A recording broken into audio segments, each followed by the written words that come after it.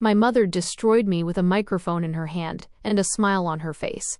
That is the simplest way I can describe what happened at my younger sister's wedding, although even now, nearly a year later, I still find it difficult to believe that a woman could humiliate her own daughter so publicly, so deliberately, and with such obvious satisfaction, while nearly 300 guests watched from their seats, pretending not to enjoy the spectacle. The strange thing is that I should have expected it. I should have seen it coming.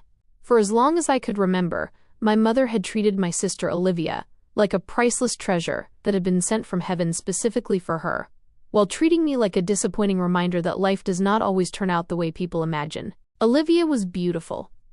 Olivia was charming. Olivia was the daughter everyone wanted to talk about. And according to my mother, Olivia had achieved everything a woman was supposed to achieve before turning 30. She had a fiancé who came from money.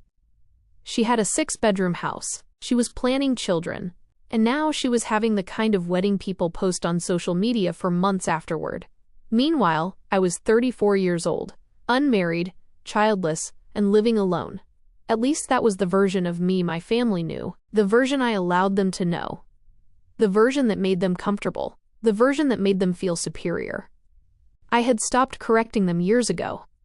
It was easier that way, because every time I accomplished something, every time I succeeded at something significant, every time I built something I was proud of, my mother somehow found a way to minimize it, dismiss it, or redirect the conversation back toward Olivia. Eventually, I learned that silence was less exhausting than seeking approval from people who had already decided who I was. That decision had probably saved my sanity, but it also created the perfect conditions for what happened at the wedding. Because nobody there knew the truth. Not my mother, not my sister, not the guests. Not even most of my relatives. They thought I worked a normal consulting job. They thought I rented a modest apartment. They thought I was struggling financially. They thought I spent my evenings watching television alone, while wondering why life had passed me by. And for years I allowed them to believe every word of it. The wedding took place at one of the most expensive hotels in the state. The ballroom looked like something from a movie. Crystal chandeliers hung from ceilings so high, they almost disappeared into the darkness above. Thousands of white roses covered every available surface. A string quartet played near the entrance. The wedding planner had apparently spent nearly 18 months organizing every detail. My mother made sure everyone knew that. In fact, she probably mentioned the cost of the wedding more often than the bride did. According to her, the entire event had cost almost $200,000. Every guest heard that number at least 3 times. Possibly 10. I arrived 15 minutes before the ceremony began. The moment I entered the hotel lobby, I could already feel the familiar tension settling into my shoulders. Family events always had that effect on me. Not because I disliked my relatives. Most of them were perfectly pleasant. The problem was that family gatherings inevitably became opportunities for comparison. And comparisons rarely ended in my favor. Within 5 minutes of arriving, my Aunt Denise had already asked whether I was seeing anyone serious. My cousin Rachel had asked whether I had considered fertility treatments, and one of Olivia's future in-laws had smiled sympathetically before saying, "Don't worry, the right man usually comes along eventually." Usually, as though I were some unsold product sitting on a shelf. By the time the ceremony started, I already wanted to leave. But I stayed, because despite everything, Olivia was still my sister. And because my late father had spent most of his life trying to keep peace within the family, leaving would have felt like disappointing the only parent who had ever truly loved me. The ceremony itself was beautiful. I will give them that. The vows were sincere. The atmosphere was emotional. Even I found myself smiling during parts of it. For a little while, I thought perhaps the evening would pass without incident. I should have known better. The reception began around 6 o'clock. Guests filled the ballroom. Champagne flowed freely. The band played. People danced, laughed, celebrated. And for nearly 3 hours, everything remained peaceful. Then came the speeches. That was when the disaster began. The best man spoke first. Then the maid of honor. Then Olivia's father-in-law. Everything proceeded exactly as weddings usually do, until my mother walked toward the stage. The applause started before she even reached the microphone. She loved that. Always had. Attention energized her the way caffeine energizes other people. She adjusted the microphone, smiled, dabbed at the corner of her eye with a tissue, and began speaking. At first, everything sounded normal. She talked about Olivia's childhood. She told funny stories. People laughed. Then she spoke about family values, then marriage, then motherhood. And that was when I felt my stomach tighten, because I recognized the direction immediately. I had heard versions of this speech my entire life, only usually she delivered them at dinner tables, rather than in front of hundreds of witnesses. My beautiful daughter, she said, looking toward Olivia, always understood what truly matters. The audience nodded, smiled, listened. Some people spend their lives chasing careers, chasing money, chasing meaningless achievements. Something cold moved through my chest. I already knew where this was going. But building a family, she continued, building a home, becoming a wife and mother, that is real success. More applause. More smiles. Then she looked directly at me. Not generally in my direction, not somewhere near my table. Directly at me. And she smiled. That smile. The one she used when she wanted to hurt someone. The one she thought nobody else noticed. Not every woman is fortunate enough to achieve that dream, she said. But tonight reminds us that family is more important than ambition. A few uncomfortable faces appeared around the room. People were beginning to understand. But my mother wasn't finished. Not even close. She lifted her glass, and then she delivered the sentence that would change the entire evening. Thank God at least one of my daughters understood what matters in life. Silence. Complete silence. Not awkward silence. Not uncertain silence. The kind of silence that appears when hundreds of people simultaneously realize they have just witnessed something deeply inappropriate. I could actually hear the air conditioning. Nobody moved. Nobody spoke. My sister stared at her champagne glass. Several guests looked away. A woman at a nearby table covered her mouth.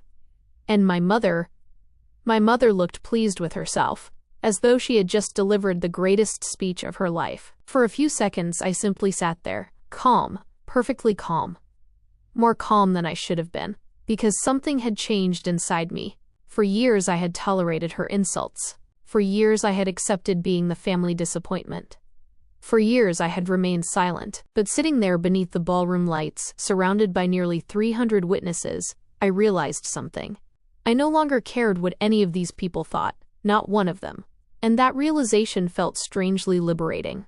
I was reaching for my purse, preparing to leave quietly and permanently, when the ballroom doors suddenly opened. The timing was so perfect, it almost seemed scripted.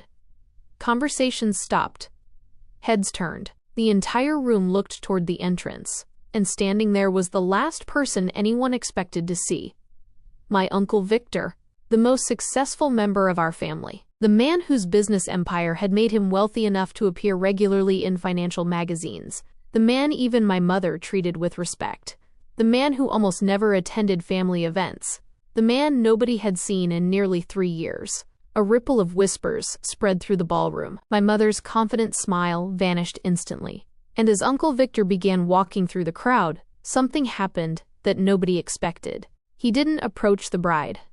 He didn't approach the groom. He didn't approach the stage. Instead, he walked directly toward my table and sat down beside me. Then, in a voice loud enough for half the room to hear, he smiled and said, "So Emma, how are you feeling after that $300,000 deal finally closed?" Every sound in the ballroom disappeared. And for the first time all evening, my mother looked frightened. For several seconds, nobody said a word. The silence that followed Uncle Victor's question felt completely different from the silence after my mother's speech. That silence had been uncomfortable. This one was confused. People were trying to understand whether they had heard him correctly. $300,000. The number seemed to hang in the air above the tables. I watched my mother's expression carefully. She was still standing on the stage, still holding her champagne glass, but the confidence that had been radiating from her only moments earlier had disappeared. Because unlike everyone else in that ballroom, she knew Uncle Victor never joked about business. Never. If he mentioned money, there was a reason. If he mentioned a deal, it existed. And if he brought it up publicly, It was because he assumed everybody already knew. Unfortunately for her, everybody did not know. Especially her. $300,000 deal? Someone repeated from a nearby table. Another guest turned toward me. Then another. Then another. Within seconds, it felt as though the entire ballroom was staring. I took a slow sip of water. Uncle Victor leaned back comfortably in his chair. Completely relaxed. Completely unaware that he had just detonated a bomb in the middle of my sister's wedding reception. Or perhaps he knew exactly what he was doing. With Victor, it was often difficult to tell. My mother finally found her voice. "Victor," she said from the stage, forcing a laugh. "What deal are you talking about?" He looked up at her. The smile disappeared. "Emma didn't tell you?" The room became even quieter.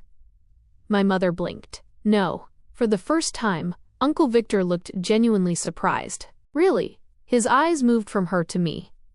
Then, back again. And suddenly I could see the pieces connecting inside his head. He was realizing something. The same thing I had understood years earlier. My family knew almost nothing about my actual life. Not because I had lied, but because nobody had ever cared enough to ask.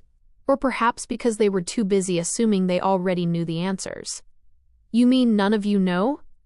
Victor asked. Nobody responded. My sister looked confused. Her husband looked confused.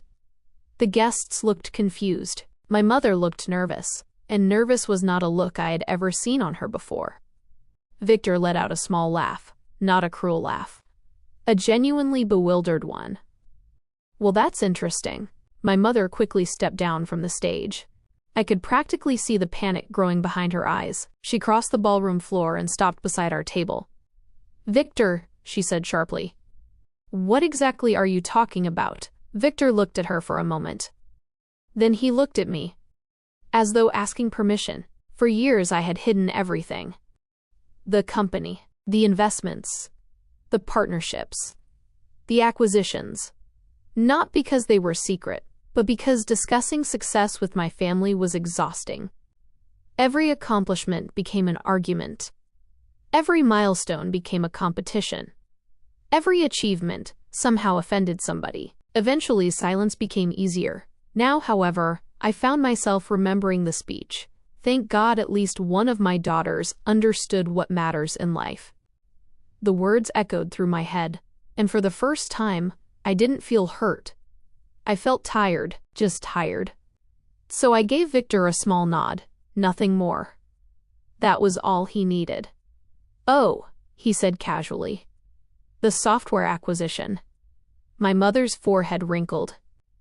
"The what?" "The software company." The confusion spread through the room. "What software company?" my sister asked. Victor stared at her, then at my mother, then at me again. Finally, he laughed. A real laugh this time. My God. Several guests exchanged looks. Victor shook his head. "You people really don't know." The ballroom had become completely invested in the conversation. Nobody cared about dancing anymore. Nobody cared about the cake. Nobody cared about the wedding schedule. Every eye remained fixed on our table. Victor folded his hands. "Emma founded a logistics software company 6 years ago." Silence. I heard somebody drop a fork. Again, my mother's face went blank. No, she didn't. Victor looked genuinely confused. "Yes, she did." "No. Margaret, I invested in it." That sentence hit harder than anything else he could have said. Because everybody knew Uncle Victor's reputation. He did not invest in failing businesses. He did not gamble. He did not support family projects out of kindness. His entire career had been built on identifying profitable companies before everyone else recognized their value. And he had just casually announced that he invested in mine. My mother stared at him, then at me, then back at him, as though hoping one of us would suddenly admit it was a joke. Nobody did. Victor continued. "Actually, she's the reason I entered the logistics technology market in the first place." A murmur spread across the ballroom. I could almost hear hundreds of assumptions collapsing simultaneously. My sister looked completely lost. "What company?" Victor named it. The reaction was immediate. Several guests recognized it. One man sitting near the front nearly choked on his drink. Because the company wasn't small anymore. It had grown much larger than most people realized. Especially in our region. Especially during the previous 2 years. The man's eyes widened. Wait. He turned toward me. You own that company? I nodded once. The room erupted into whispers. My mother looked like she had forgotten how to breathe. You own a company? She asked. The question itself was almost funny. Not because of what she asked, but because of how shocked she sounded. As though the possibility had never occurred to her. As though I had spent 34 years existing only in the background of everyone else's story. I answered calmly. Yes. When were you going to tell us? The irony nearly made me laugh. Tell them? I remembered every holiday dinner. Every birthday. Every family gathering. Not once had anyone asked how my work was going. Not once. The conversations always revolved around Olivia. Olivia's wedding. Olivia's engagement. Olivia's vacations. Olivia's future children. My life had simply never been important enough to discuss. So I gave the only honest answer. You never asked. The words landed like a hammer. My mother's face flushed red. Several guests looked away. Because they knew it was true. Everyone knew it. Victor leaned forward. And honestly, the acquisition price should have been much higher. The room froze again. My mother blinked. Acquisition? Victor nodded. The company acquired one of its competitors last week. Then he casually added, 300,000 was actually a very good deal. That was the moment everything changed. Not because of the money, not because of the company, but because people were finally beginning to understand that the story they had been told about me for years was completely wrong. And once people start questioning one lie, they usually begin questioning all the others too. Across the ballroom, I noticed guests glancing between my mother and me. Comparing. Reconsidering. Re-evaluating. For the first time in my entire life, I wasn't the embarrassing daughter sitting in my sister's shadow. And judging by the look on my mother's face, she understood that too. The atmosphere inside the ballroom had changed so completely that it almost felt like I had walked into a different event. Only 20 minutes earlier, I had been the family disappointment. The unmarried daughter. The childless daughter. The daughter whose life was always described with sympathy. Now nobody was looking at me with sympathy. They were looking at me with curiosity. And my mother hated it. I could see it in her face. She kept trying to regain control of the situation, but every attempt only made things worse. Because the problem was simple. For years she had built a story. A story in which Olivia was the successful daughter, and I was the cautionary tale. The problem with stories is that they collapse very quickly when facts arrive. Emma never told us any of this, my mother finally said. Her voice sounded strained, forced, as though she was desperately trying to sound calm. Uncle Victor frowned. Did you ever ask? The question hit her harder than she expected.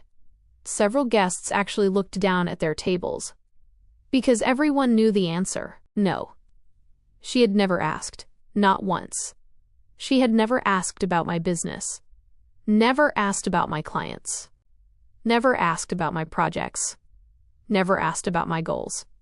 She had spent years talking about Olivia's life while assuming mine wasn't worth discussing. And now the entire ballroom was realizing it. My sister suddenly spoke. You own that company? I looked at her. Yes. Since when? Since the beginning. The silence that followed was almost painful. Because she genuinely didn't know. My own sister genuinely didn't know what I had been doing for 6 years. And that realization said more about our relationship than any argument ever could. One of Olivia's friends leaned toward another guest. I thought she worked some regular office job. I did too. So did I. The whispers spread. My mother heard every word. I know she did. Because her face became tighter with every passing second. Then she made a mistake. A very big mistake. She laughed. A short, nervous laugh. And said, well, money isn't everything. The room immediately went quiet again. Even Uncle Victor stared at her. Not because of what she said, but because of the timing. 5 minutes earlier, she had been bragging about the wedding cost. The flowers? The venue? The designer dress? The luxury honeymoon? Now suddenly money wasn't important. The hypocrisy was so obvious that several guests visibly winced. Victor slowly folded his hands. Nobody said money was everything. My mother didn't answer. Victor continued. We're talking about respect. That word landed heavily. Respect. Because everyone understood exactly what he meant. He wasn't defending my bank account. He was defending the fact that my own family had spent years dismissing me without knowing anything about my actual life. And there was no defense for that. Absolutely none. My mother opened her mouth, closed it, opened it again, then finally said, well, if Emma was doing so well, why didn't she tell anybody? I looked directly at her, and for the first time in years, I decided to answer honestly. Not politely, not carefully, honestly, because every time I achieved something, you found a way to make it about Olivia. The words echoed through the ballroom. Nobody interrupted. Nobody looked away. I continued. When I bought my first apartment, you spent an hour talking about Olivia's engagement. My mother stared at me. When my company landed its first major contract, you asked whether I was worried about being single. More silence. When I hired my 10th employee, you told me women are happiest when they become mothers. Across the room, several people shifted uncomfortably, because they had heard similar comments from her. Many times. I looked around the ballroom, at relatives, friends, family acquaintances, people who had known us for years. You know what the funny part is? I asked. Nobody answered. You all believed I was unsuccessful because she kept repeating it. No one denied it. Because they had. Every single one of them. I turned back toward my mother. And eventually I realized something. My voice remained calm, steady, controlled. The people who love you ask questions about your life.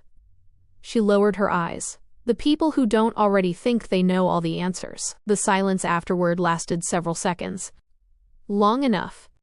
Long enough for the truth to settle over the room. Long enough for everyone to understand what had actually happened here. This had never been about my career, or my company, or my money. It was about being invisible for years. Invisible inside my own family. My sister suddenly spoke. Her voice sounded smaller than I had ever heard it. Is that really how you felt?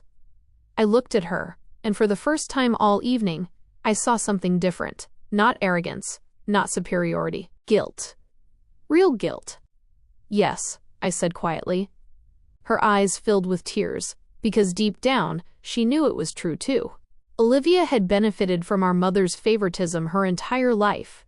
But for the first time, she was seeing what that favoritism had cost someone else. The room remained silent. Then something unexpected happened. One by one, people started approaching me. Not because of the company, not because of the money, because they felt embarrassed. My aunt apologized. Then a cousin. Then another relative. Even a few family friends admitted they had always assumed my mother was telling the truth when she described my life. It was surreal.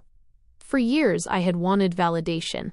Now that it was finally arriving, I realized I didn't need it anymore. The only opinion that mattered had changed long ago. My own. About 30 minutes later, the wedding reception finally resumed.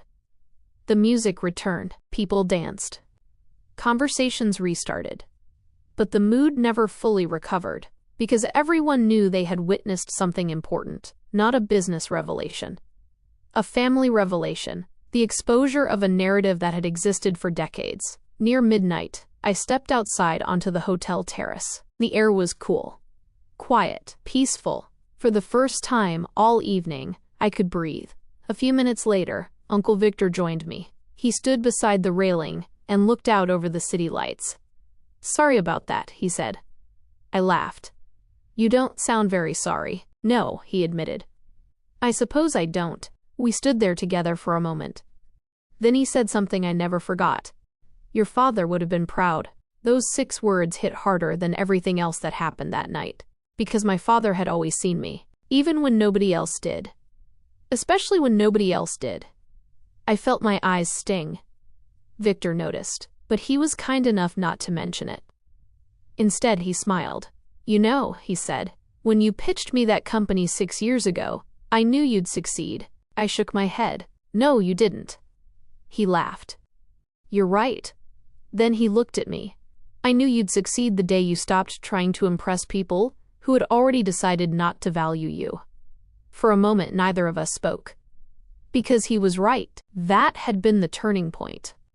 Not the business, not the investments, not the money. The decision to stop seeking approval from people, determined to withhold it. A few minutes later, I left the wedding. I didn't say goodbye. I didn't need to. As I walked through the hotel lobby, my phone vibrated. A text message. From Olivia. Only one sentence. "I'm sorry. I should have seen it sooner." I stared at the screen for several seconds. Then typed back 3 words. "I know."